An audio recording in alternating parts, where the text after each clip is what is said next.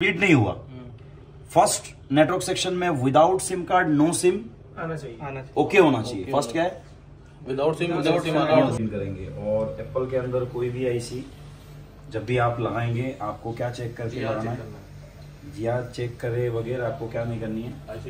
होता है तो काफी बार डेटा देता है जी, लेकिन अगर ये डेटा नहीं दिया देन फिनिश, आपका फोन रिपेयर नहीं हो सकता है। इसके अंदर बंदे ने क्या है काम करके दिया हुआ है, तो बेसबैंड सेक्शन बहुत लंबा है, उसको पूरी डीपली समझनी पड़ती है। पर आई टेस्टिंग में हमको क्या देखने मिला, सामने वाले ने बेसबैंड रिवॉल्व करके दिया हुआ है, सही बात है। yes, और हमको नजर आ रही है कि ईप्रोम हल्की सी डैमेज है, कोना क्या किया हुआ है, टूटा हुआ है, बात सही है। yes, एक हो गया ये, और दूसरा आपका जो मेन है पीएमयू, ये भी आपका क्या है, क्रैक है। ये स्क्रैच नहीं है, ये क्रैक है। तो सबसे पहली बात तो अपना ये ईप्रोम डेटा देगा या नहीं दे रहा है, ये अपना अगर ईप्रोम टूट गई तो इस तरीके से भी ईप्रोम अगर टूटता है तो काफी बार डेटा देता है जी, लेकिन अगर ये डेटा नहीं दिया देन फिनिश, आपका फोन रिपेयर नहीं हो सकता है इसके अंदर। और यहाँ बेसबैंड पीएमयू टूटा हुआ है, बेसबैंड सेक्शन के अंदर सबसे इंपॉर्टेंट जो रूल है वो किसका है, पीएमयू का है, क्योंकि इसको डिटेल में समझाऊंगा। बक्स एलडीओ एमपीएस के लिए यही लाइन है, ठीक है ना। तो हम लोग क्या करेंगे, सबसे पहले पीएमयू उठाएंगे, ठीक है ना, पीएमयू चेंज मारेंगे, उसके बाद हम लोग सीपीयू उठा के डेटा रीड हो रहा है कि नहीं हो रहा है वो भी चेक करेंगे, ठीक है। तो पीएमयू सबसे पहले रिमूव करते हैं।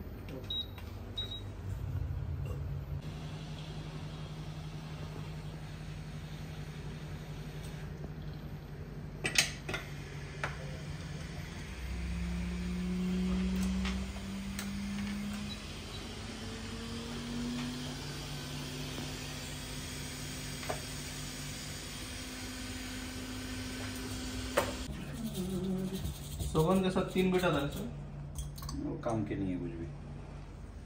7,200 रेट दिया एमएम इन करेंगे। और एप्पल के अंदर कोई भी आईसी जब भी आप लगाएंगे आपको क्या चेक करके लगाना है, जीआर चेक करे वगैरह आपको क्या नहीं करनी है, आईसी लगानी नहीं है। क्योंकि और स्पेशली जब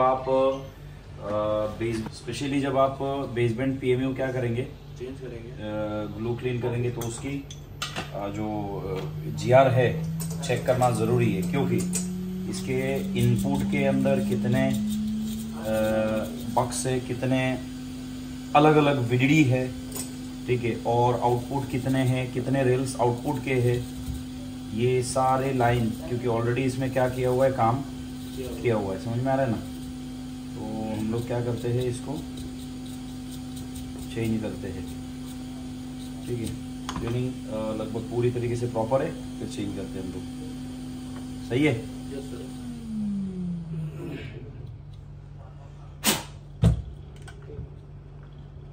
क्रैक है उसका थोड़ा सा टेंशन है कि, लेकिन ऊपर का हल्का है, डेटा देने का चांसेस है ज़्यादातर। ओके ला नाउ हमारे पास 13 नहीं है, तो हम 13 सीरीज है, तो पीएमयू हम 13 प्रो मैक्स से क्या कर सकते, लगा सकते, कोई टेंशन नहीं है, ठीक है। और इसको टेस्ट करने के लिए हमको पता है कैसे टेस्ट करते हैं, समझ में आ रहा है कि नहीं आ रहा है। इन स्केमेटिक हम 2-3 घंटा लेट जैसे टेस्ट करेंगे, देख लेंगे।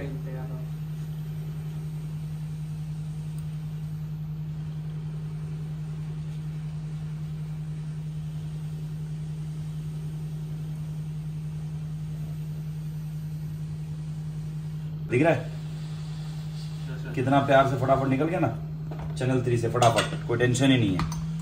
आपको क्या करने की जरूरत नहीं है इतना, चैनल 3 से हम लोग को फटाफट साफ कर देंगे पीएमयू।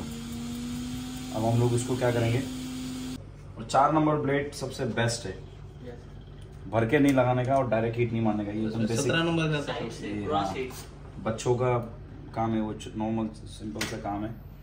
आप हल्की सी क्रॉस हिट मारेंगे, आपका प्रॉपर सही है।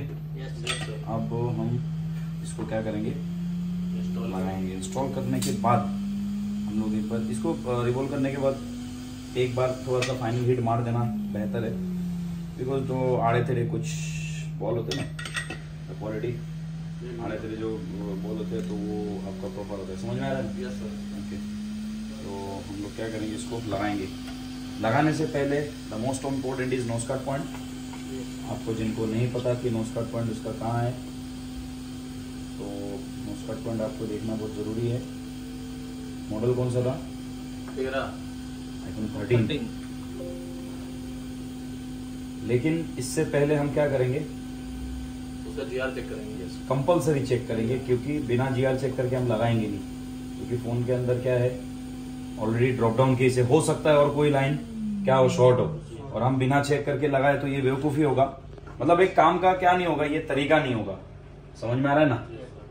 एक काम का प्रॉपर तरीका नहीं होगा। क्यों तरीका नहीं होगा? क्योंकि अगर निकालने के बाद अगर फिर से कोई प्रॉब्लम आ रहा है तो हमको करना क्या पड़ेगा, फिर से क्या करनी पड़ेगी, उसको निकालनी पड़ेगी। समझ में आ रहा है ना? तो हम क्या चेक करेंगे, उसकी जीआर जो है ना, जीआर प्रॉपर लेंगे। जीआर लेके हम लोग क्या करेंगे, अब हम लोग उसकी जीआर लेते हैं। ठीक है, ओके। तो जीआर लेने के लिए आपको पता है, स्कीमेटिक ओपन करके आपको, और पीएमयू यहाँ है, सही बात है। और हम लोग मल्टीमीटर, फ्लूक मल्टीमीटर इस्तेमाल प्रॉपर करना है, बिकॉज जो एक्यूरेसी है वो परफेक्ट मिलता है। अब हम लोग इसकी, आप लोग भी क्या करेंगे, इसकी प्रॉपर जीआर, किसी भी बेसबैंड पीएमयू चेंज करने से पहले आपको क्या करनी है,